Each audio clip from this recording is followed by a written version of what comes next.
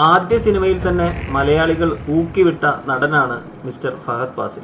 Cinema പാരമ്പര്യവും പ്രശസ്ത സംവിധായകന്റെ മകനാണെന്ന ഖ്യാതിയൊന്നും മലയാളത്തിൽ ഏശിയില്ല. അഭിനയം പഠിക്കണമെന്ന മോഹവുമായി വിദേശത്തേക്ക് പോയി തിരിച്ച് ഒരു 1.5 വരവുണ്ടായിരുന്നു മലയാള സിനിമാ ഇൻഡസ്ട്രിയിലേക്ക് ഫഹദ് ഫാസിലിന്. അങ്ങനെ സ്വന്തമായി മലയാളത്തിൽ ഒരു സിംഹാസനം വലിച്ചിട്ട് ഇരിപ്പിടമുറപ്പിച്ച ഒരു നടനാണ് ഫഹദ് ഫാസിൽ. തമിഴ്, തെലുങ്ക് എന്നീ ഭാഷാ ചിത്രങ്ങളിലും സജീവമാവുകയും ചെയ്തു.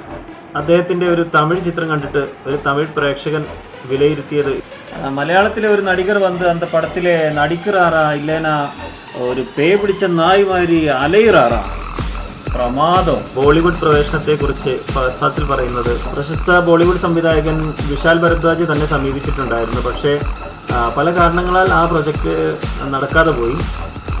പ്രത്യേകിച്ച് ഹിന്ദി സംസാരിക്കാൻ ബുദ്ധിമുട്ടുകയും അത് കേട്ടാൽ മനസ്സിലാക്കുന്നതിന് അല്പം വിഷമം നേരിടുന്ന ആളുമാണ് ഞാൻ.